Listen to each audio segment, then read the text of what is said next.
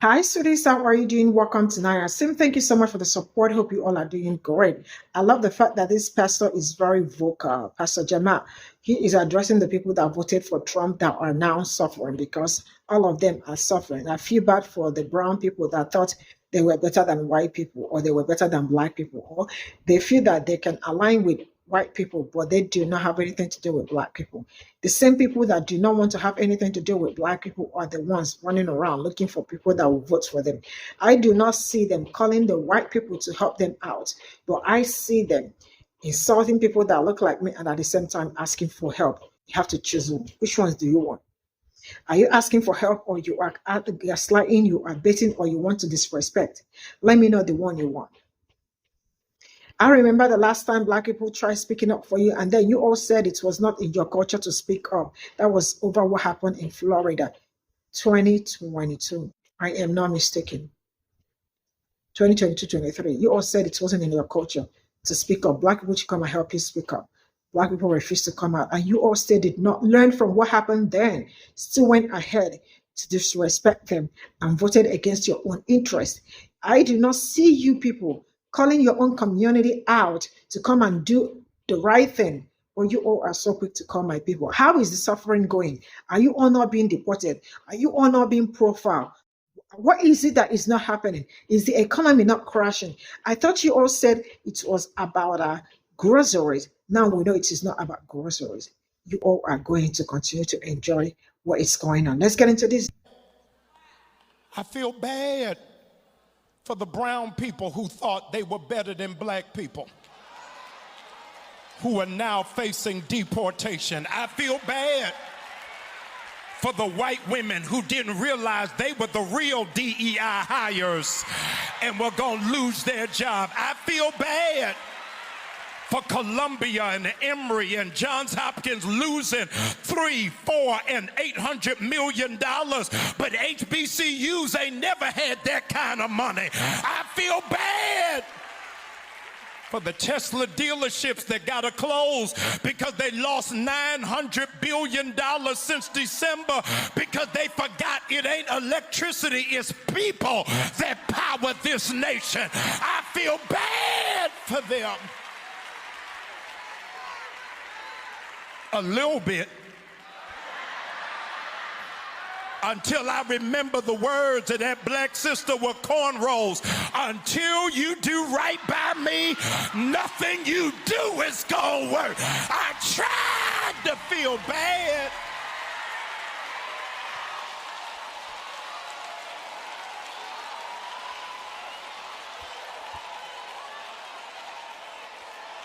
I feel bad for those who persecute you for righteousness' sake, for they don't know that the kingdom of heaven is about to be yours. Today, I'm telling you, feel bad for your enemies because he's about to prepare a table in the presence of your enemies. Elon Musk, the richest man in the world, the uncertified co-president of the United States, recently said on the Rogan podcast that the fundamental weakness of Western civilization is empathy. Did you hear what the richest man in the world said? He said the fundamental weakness of Western civilization is empathy. The inability to feel for others is at the root of what you are seeing take place in America right now. They don't have any feelings for the 5.8 million blacks that are getting ready to be purged off of Medicare. They don't care, have no feeling for the 64% of those who are on Medicaid that are black because the wealthy have private doctors. They don't care about immigrants being criminalized because as a white South African, he has a white privilege while melanated Africans can't get a visa. Don't tell me you feel me if you gotta put on gloves to touch me.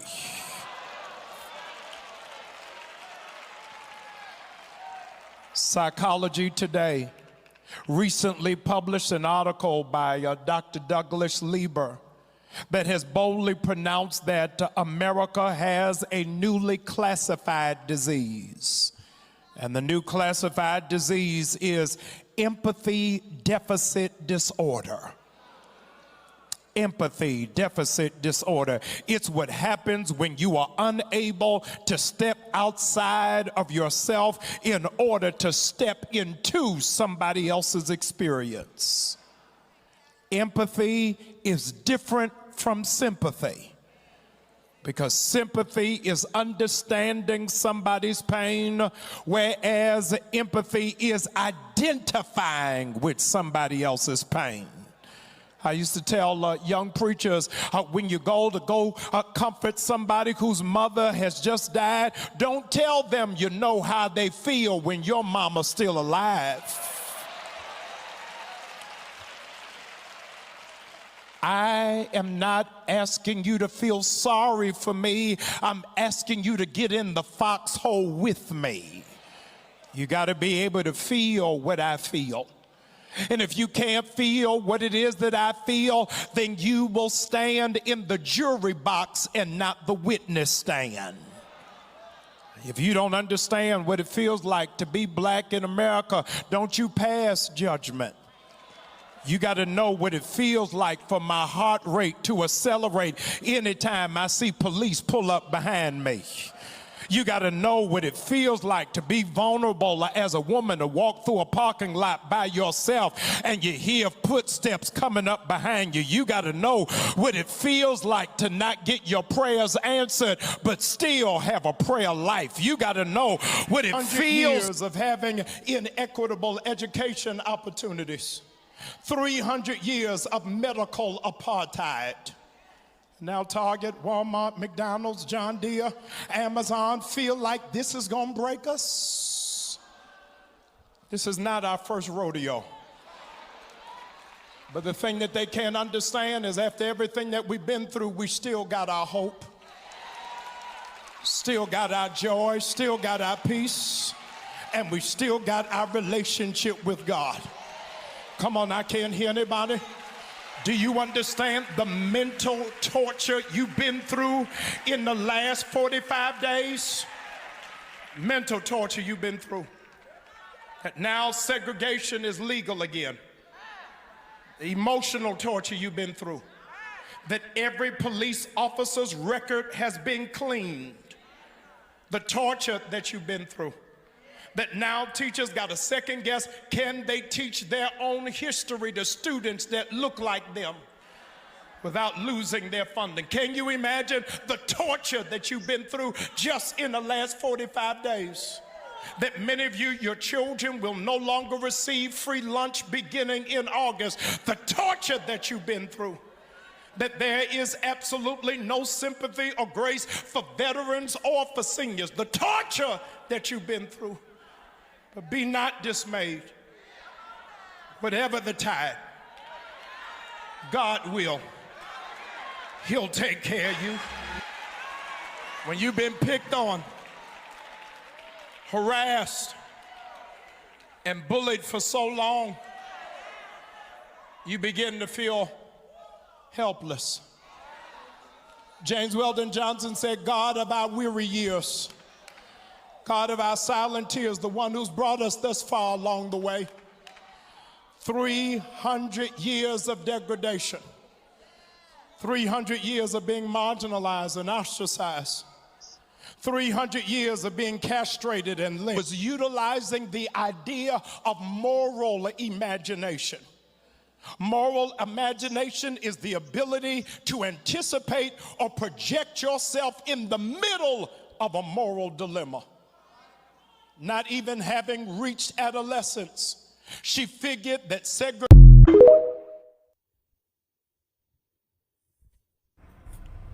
Well, hey guys, happy Wednesday. You know, I was watching something the other night, and it was Elon Musk, and he had the audacity to, I guess he was trying to generate some sympathy, empathy, which he called weakness. But he had the audacity, or shall I say the caucasity, to say that in the most pitiful, wimpy looking way, that he hasn't done any wrong to anyone. And he can't understand the resentment because he hasn't done anything bad to anyone. Let me ask you guys this. Who cut the VA benefits? Who cut the federal jobs that the vets were working, sending them letters saying that they were, it was their low performance rating that they were letting them go? Who fired the therapists for the VAs with mental issues? Who fired those therapists and left these vets out here to fend for themselves? Who canceled all the contracts, a $43 billion contract, that government contract that benefited disabled vets? That was Elon Musk. Who canceled the USAID? Again, Elon Musk. Who canceled agencies in USAID that had investigations on Elon Musk and Tesla? Who did that? For all this pity party seeking, empathy trying to generate performance that you're putting on, we all know who did what and what harmed whom. What you want to do is, instead of trying to spend your time gaslighting the American people, you may want to start rethinking some of the things you're doing, because you're causing some really serious crises. And it's a lot of serious mental crises that are going on.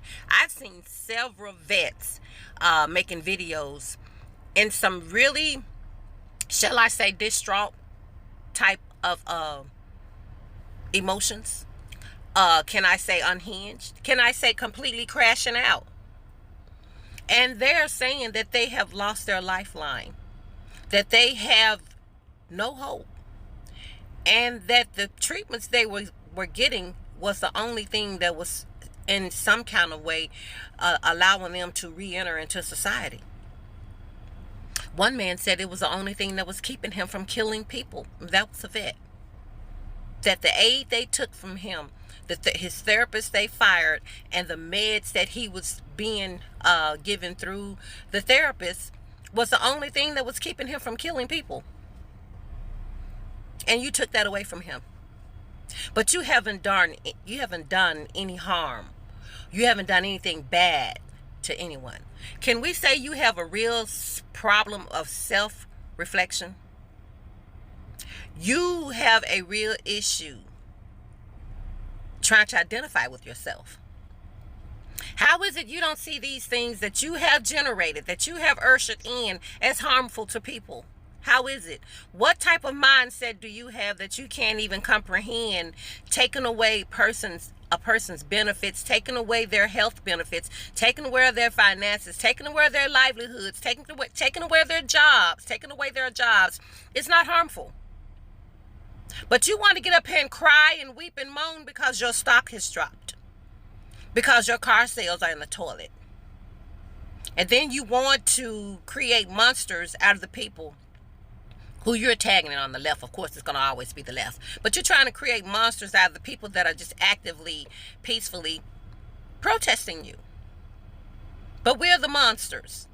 And you're the designated angel that's being crucified down here by us horrible human beings, right? Well. Keep feeding yourself and gaslighting yourself, because that's the only person it's working on. And we know it's working on MAGA. We don't include them. They don't count as far as we're concerned. We know you already have their minds twisted around your little finger. But the people you don't have twisted around your little finger, we see through. We see through everything you're doing. We see you. We see you. And the people that's seeing you, they're going to know exactly who to blame for their problems, for their losing their livelihoods, for their losing their mental stability, for their losing all their benefits. Yeah, yeah. They're gonna know. So you can cut the gaslighting. It's not working. What you may want to do is you may want to start rethinking some of these things you're taking away before someone retaliates in a way that may not be, let's say, beneficial for you.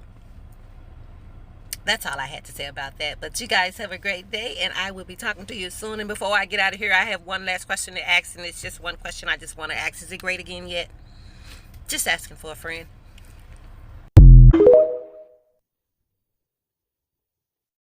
White poverty in America was designed to be a temporary system because social mobility was and still is exclusively reserved to white people on the premise of Anglo-Saxonism, under the guise of economic opportunism, and under the condition of minimal effort.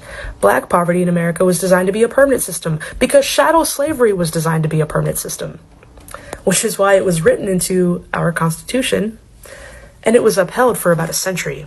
And there was a 4-year civil war fought to try to keep upholding it because it was considered necessary for the U.S. economy.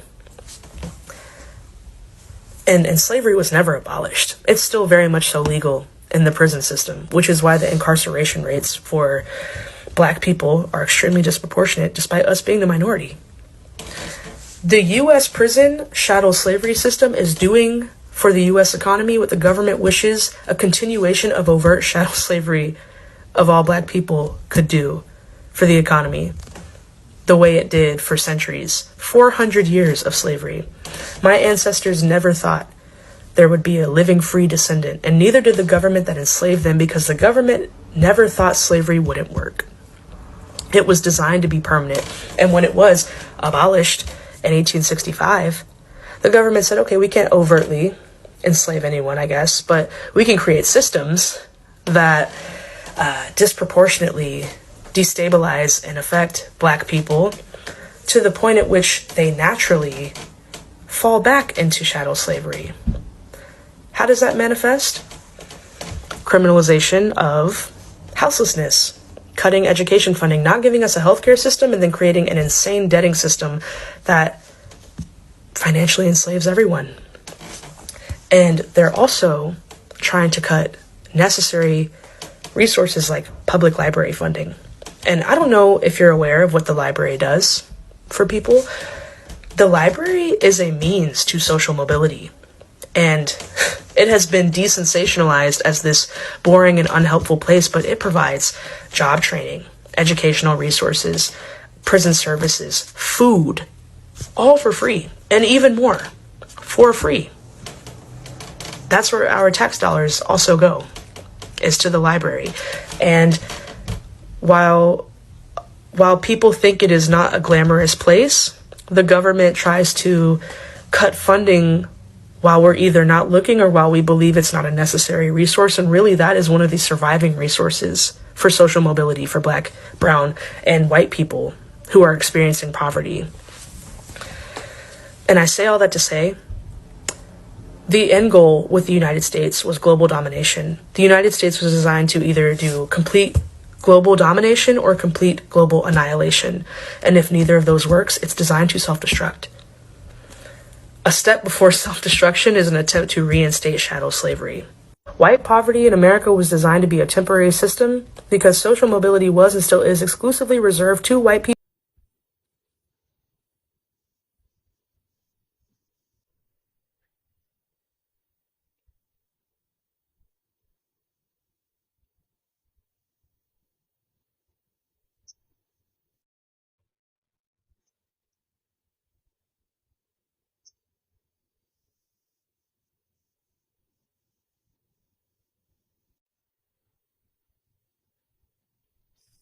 This is all I got from this video. And I am going to say that Pastor Jamal is just really a very, I love how updated he is. And there is nothing as beautiful as seeing a man of God um, speak the truth. Also, because some of them are really very good at hiding the truth or telling you that they don't want to get political. But how are you living when you are not talking about the politics of the country where you belong? So he is really doing a great job. I love him. I have really not like, I don't know him, but I love his teaching and how he also speak the truth that affects people that look like me. The reality is that these people did not think twice, or they did not feel that they would be like, they did not feel that what is happening now will start with them. I don't know if that does make sense. To them, it was like, yeah, let's do it. Let's see how it happens. It has always been them that it affects. It doesn't affect us straight up. But sincerely speaking, I am grateful that you all are seeing the mistakes that you made straight up. For those that are truthful, but the ones that are not truthful are still dangling and dabbling around, trying to tell you that like it's all good with them. It was all good until they started losing their jobs and life became quite hard for them. So I hope you all are having a good time. And I feel like the people that voted in this present administration and still feel like they did a great thing for themselves are hypocrites. You do not have love in your heart, because if you have love in your heart, you would not want your neighbor to suffer. If you love those migrants that work for you, it was all about business, all about money, all about what I can get from this person, what can this person do for me. There ain't anything very deep at it. That's why each time I remember that the Latinos woke up and choose to vote for someone that does not care about them, I get madder. Yeah, I get more mad. Because tell me how so far you all have been looking for help, screaming for help. How are we supposed to get help? And the people that you align to you, your beliefs align with them, you are not calling them. It is the people that you said that you do not care about them because they are not part of your existence. They are the ones you are calling. You have to look for someone else to call, because this calling ain't making sense.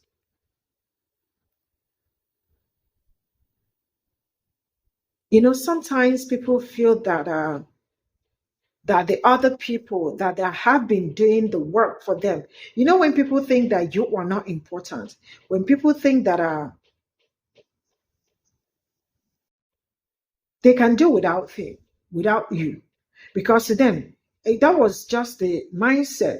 Let's pull this particular one without these people. Let's not listen to them. And in the end, you all could see what is going on. You all do not love yourself, and you all do not love the country. Because if you love the country, you absolutely will do the right thing. But the right thing is far away from you people. But I am going to leave you people at what you people did. You all should continue to enjoy the fruit of your labor till the last day it will end. Because for now, nobody knows how it's going to end. That man said, I am going to make you vote so you won't have to vote for me again. And he lost the poorly educated. You all did not grasp that. Black people were telling you people, you all call them all sorts of names, because what else? Aggressive, there is nothing you all did not call them. Now, I hope you all are seeing who is right and who is wrong. I am going to draw the curtain here. Bye for now.